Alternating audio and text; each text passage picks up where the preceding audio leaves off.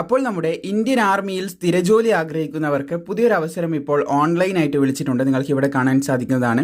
അപേക്ഷ വിളിച്ചിട്ടുള്ളത് male candidate for selection test for soldier technical nursing assistant, അതുപോലെ തന്നെ നഴ്സിംഗ് അസിസ്റ്റന്റ് വെറ്റിനറി പോസ്റ്റുകളിലേക്കുള്ള അപേക്ഷയാണ് ഇപ്പോൾ വിളിച്ചിട്ടുള്ളത്. 2025-26 നോട്ടിഫിക്കേഷനാണ്.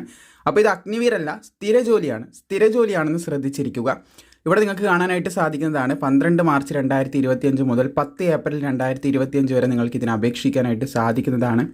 ആർക്കൊക്കെയാണ് അപേക്ഷിക്കാൻ സാധിക്കുക എന്നുള്ള കാര്യം നമുക്ക് നോക്കാം. അതിന് മുൻപായിട്ട് ജൂൺ 2025 ഇതിൻ്റെ എക്സാം ഉണ്ടാകുമെന്ന് ശ്രദ്ധിച്ചിരിക്കുക. ടെൻറ്റേറ്റീവ് ഡേറ്റ് ആണ്, ആ ഒരു ടൈമിലാണ് ഇത് നടത്താനുള്ള സാധ്യത കൂടുതൽ.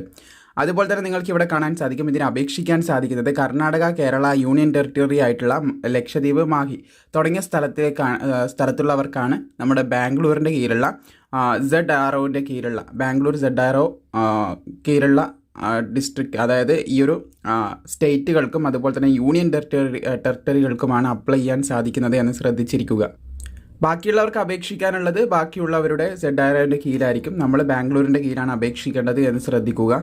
ക്വാളിഫിക്കേഷനും കാര്യങ്ങളും നോക്കുകയാണെങ്കിൽ സോൾജർ ടെക്നിക്കൽ അതുപോലെ തന്നെ നഴ്സിംഗ് അസിസ്റ്റൻറ്റിന് അപേക്ഷിക്കാനായിട്ട് +2 ഉണ്ടായിരിക്കണം. +2ൽ സയൻസ് ആയിട്ടുള്ള ഫിസിക്സ്, കെമിസ്ട്രി, ബയോളജി, ഇംഗ്ലീഷ് ഉണ്ടായിരിക്കണം എന്ന് പറയുന്നുണ്ട്. 50% മാർക്കോട് കൂടി നിങ്ങൾ +2 പാസ്സായിരിക്കണം. അതുപോലെ തന്നെ മിനിമം 40% മാർക്ക് ഒരു സബ്ജക്റ്റിനും ഉണ്ടായിരിക്കണം എന്ന് പറയുന്നുണ്ട്. ഇനി ആ ഒരു വിദ്യാഭ്യാസ യോഗ്യത ഇല്ലെങ്കിൽ +2 ഉണ്ടായിരിക്കണം സയൻസോട് കൂടിയിട്ട്. Physics, chemistry, botany, zoology and ഇംഗ്ലീഷോട് കൂടി 50% മാർക്കോട് കൂടി പാസ്സാവണം. 40% ഒരു സബ്ജക്റ്റിനും ഉണ്ടായിരിക്കണം. 17 വയസ്സ് മുതൽ 23 വയസ്സ് വരെയുള്ളവർക്ക് അപേക്ഷിക്കാൻ സാധിക്കും.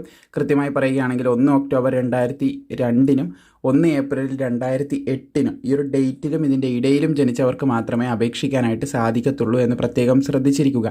അപേക്ഷിക്കാനുള്ള ഹൈറ്റും കാര്യങ്ങളൊക്കെ നോക്കാം. 165 സെൻറ്റിമീറ്റർ ഹൈറ്റ് വേണമെന്ന് ശ്രദ്ധിച്ചിരിക്കുക. 77 സെൻറ്റിമീറ്റർ ചെസ്റ്റ് വേണം. 5 സെൻറ്റിമീറ്റർ ചെസ്റ്റ് എക്സ്പാൻഡ് ചെയ്യാനായിട്ട് സാധിച്ചിരിക്കണം എന്നും കൂടി ശ്രദ്ധിക്കുക. സെലക്ഷൻ പ്രോസസ്സിൽ നിങ്ങൾക്ക് ആദ്യം എക്സാം ആണ് വരുന്നതെന്ന് ശ്രദ്ധിച്ചിരിക്കുക. ആദ്യം ഓൺലൈനായിട്ട് അപേക്ഷിക്കണം. ആർമീൻ്റെ വെബ്സൈറ്റ് വഴിയാണ് അപേക്ഷിക്കേണ്ടത്. വെബ്സൈറ്റ് ലിങ്ക് താഴെ കൊടുത്തിട്ടുണ്ട്. അപ്പോൾ നിങ്ങൾ അപേക്ഷിച്ച് കഴിഞ്ഞാൽ നിങ്ങൾക്ക് എക്സാം ആണ് വരുന്നത്. എക്സാമിന് നിങ്ങൾ ഫീസ് അടക്കണം. എക്സാം ഫീസ് 250 രൂപയാണ് പറഞ്ഞിട്ടുള്ളത്.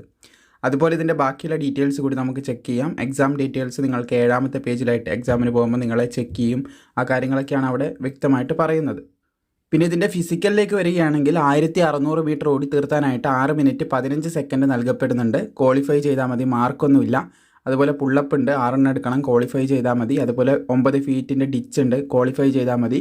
സിഗ്സാഗ് ബാലൻസിങ് ഉണ്ട്, ക്വാളിഫൈ ചെയ്താൽ മതി. അതിനൊന്നും മാർക്കൊന്നുമില്ല.